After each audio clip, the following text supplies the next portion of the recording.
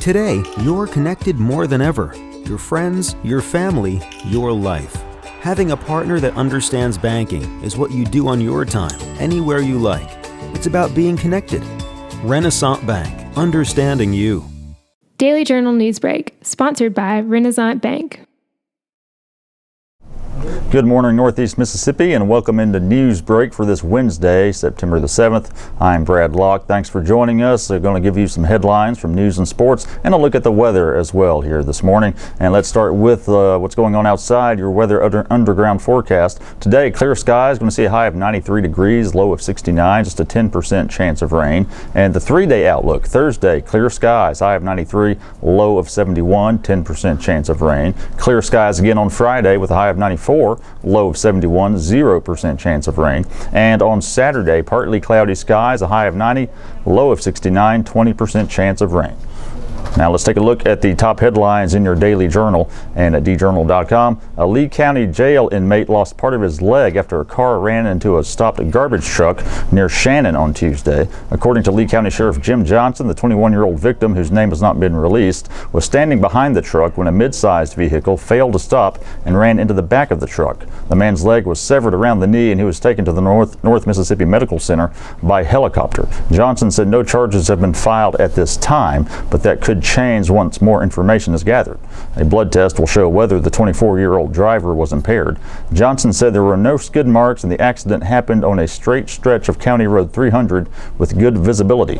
2 adults and 2 children under the age of 10 were in the car. One of the children suffered internal injuries and was taken to the hospital via ambulance.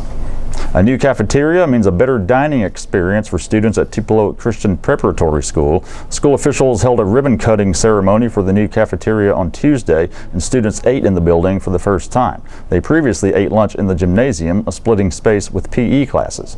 The completion of the $750,000 cafeteria marks the first time a dedicated dining facility has existed on the TCPS campus in the school's history. And it's just one of several big projects funded by a $3 million capital campaign.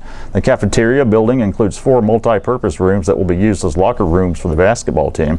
Also, the school is nearing completion on a football field house, a parking lot, and an upper elementary playground. Even though TCPS's enrollment increased by 11% this year, Headmaster Ronnie Hill feels the new cafeteria and other additions will continue to accommodate students for years to come. Homeowners on the south end of Lee County could soon see a reduction in insurance rates. That's because the Shannon Volunteer Fire Department recently had its fire rating lowered from a Class 7 to a Class 6 by the Mississippi State Rating Bureau. As the ratings dropped from 10th class, which is the worst rating, to 1st class, the improvements in fire protection mean lower insurance premiums for homeowners.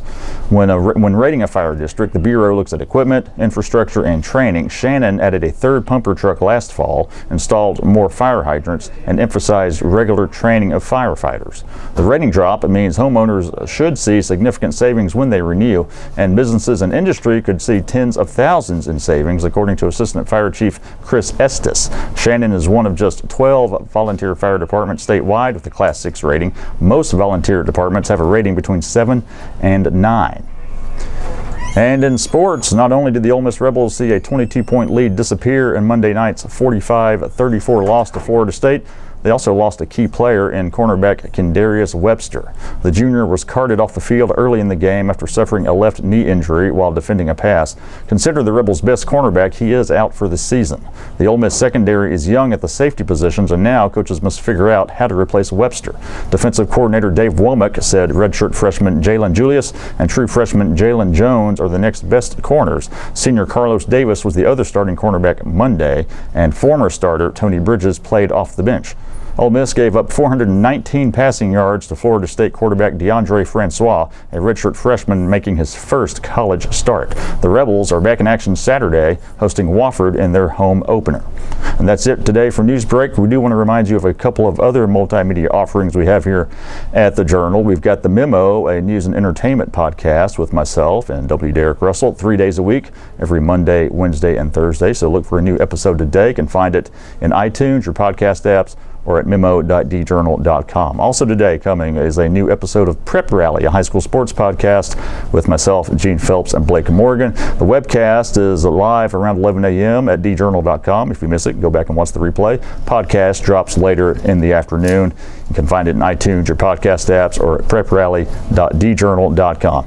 All the stories I talked about today you can find in your Daily Journal or at djournal.com. Be sure to give us a follow on Twitter at djournalnow and give our Facebook page a like as well. That's it for today. We'll be back tomorrow. I'm Brad Locke. Have a good one.